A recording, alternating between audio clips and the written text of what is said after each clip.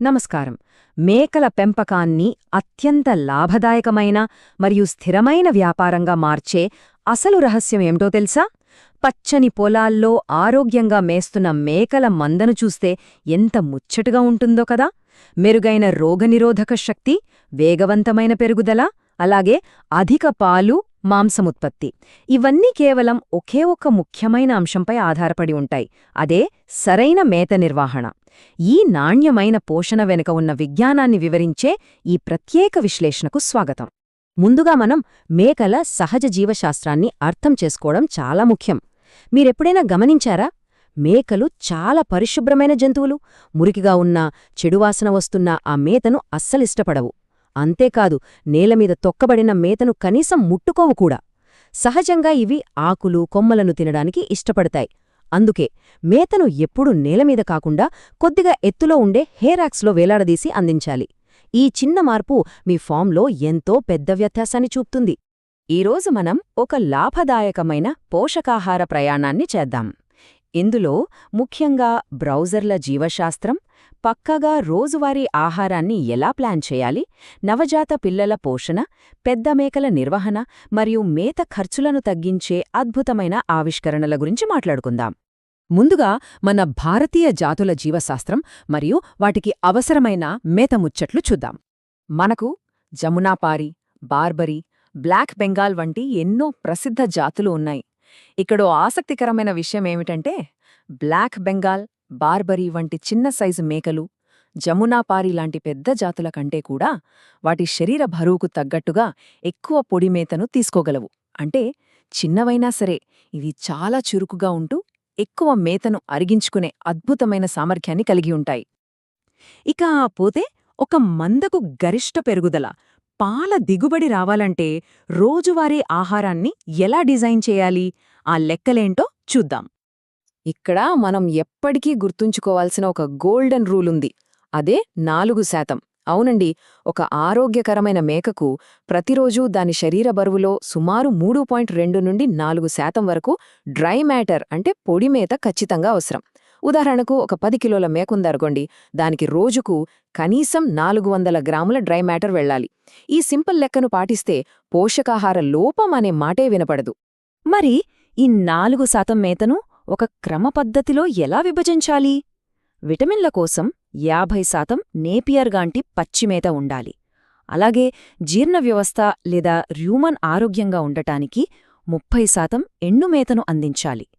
ఇక వేగవంతమైన ఎదుగుదలకు అవసరమైన ప్రోటీన్ కోసం మిగిలిన 20% సమతుల్య దాణా మిశ్రమాన్ని ఇవ్వాలి. ఇదే పర్ఫెక్ట్ డైట్ ప్లాన్.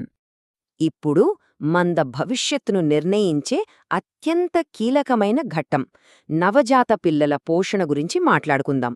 దీర్ఘకాలిక లాభాలు ఇక్కడే మొదలవుతాయి. పిల్ల పుట్టిన మొదటి కొన్ని గంటల్లోనే జున్నుపాలు తాగించటం ప్రాణదానం లాంటిది. ఇది ఖచ్చితంగా ప్రతి కిలోగ్రాం శరీర బరువుకు 100 మిల్లీలీటర్ల చొప్పున ఇవ్వాలి. ఈ జున్నుపాలు పిల్లల్లో రోగనిరోధక శక్తిని పెంపొందించి మరణాల రేటును అమాంతం తగ్గిస్తాయి. ఈ విషయాన్ని ఎట్టి పరిస్థితుల్లోనూ నిర్లక్ష్యం చేయకూడదు. పిల్లలకు సరిగ్గా 15 రోజుల వయస్సు వచ్చినప్పుడ్నుండే క్రీప్ ఫీడింగ్ మొదలుపెట్టాలి. ఈ ప్రత్యేకమైన ఫీడ్లో 22% వరకు ప్రోటీనుంటుంది.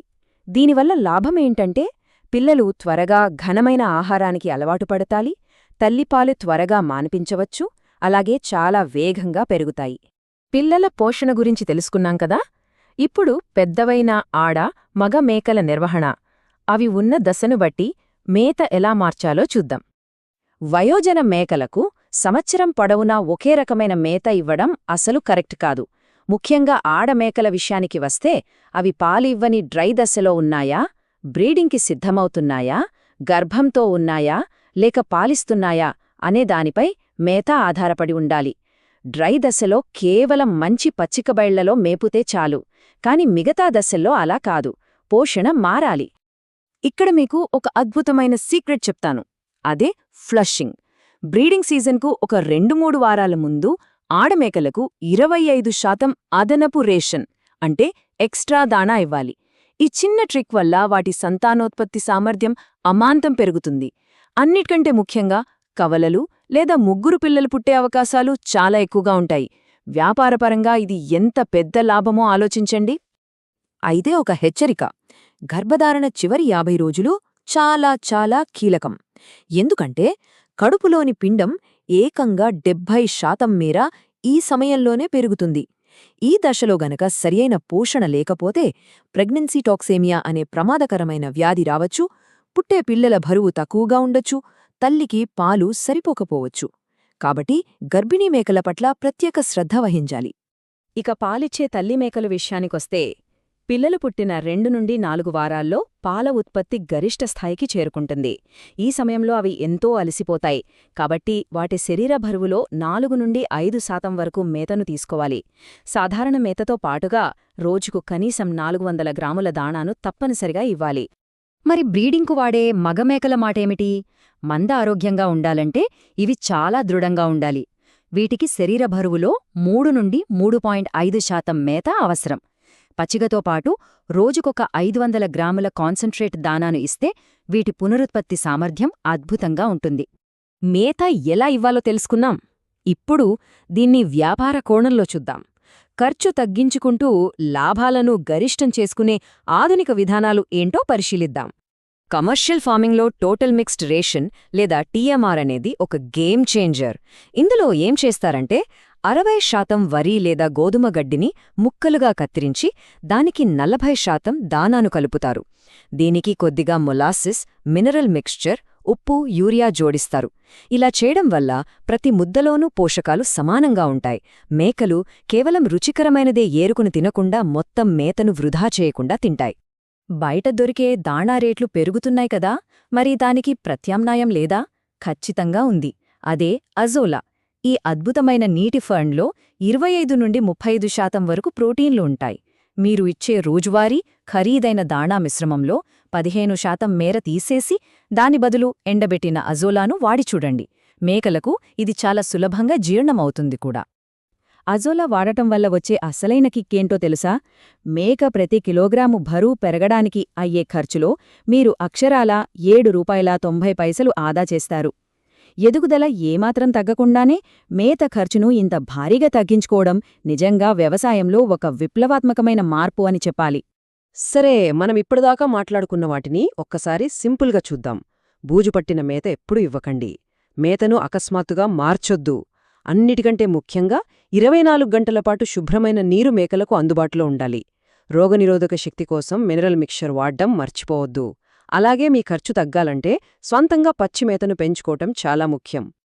ఉదయాన్నే తీసుకెళ్లి ఏదో ఒకటి మేనిచ్చే సాంప్రదాయ పద్ధతిని పక్కన పెట్టి ఇలా ప్రతి దశకు తగినట్లు ఖచ్చితమైన లెక్కలతో పోషణనందిస్తే మీ మంద ఒక అత్యంత లాభదాయకమైన వ్యాపారంగా మారుతుందనడంలో ఏమైనా సందేహముందా? సరైన ఆహారం, మినరల్స్, శుభ్రమైన నీరు ఇవి మాత్రమే మీ వ్యవసాయాన్ని నెక్స్ట్ లెవెల్కి తీసుకెళ్తాయి. చూశారుగా, కేవలం సరైన మేత నిర్వహణతో మేకల పెంపకం ఎంత పెద్ద జీవనోపాధిగా మారుతుందో. ఈ అద్భుతమైన పద్ధతులను మీ ఫార్మ్లో కూడా అమలు చేసి సక్సెస్ సాధిస్తారని ఆశిస్తున్నాను. ఇలాంటి మరెన్నో ఆసక్తికరమైన శాస్త్రీయ వ్యవసాయ విశ్లేషణల కోసం సనా లైఫ్ స్టాక్ ఛానల్ను సబ్స్క్రైబ్ చేసుకోవడం మర్చిపోకండి. నిరంతరం నేర్చుకుందాం, లాభాల బాటలో పయనిద్దాం.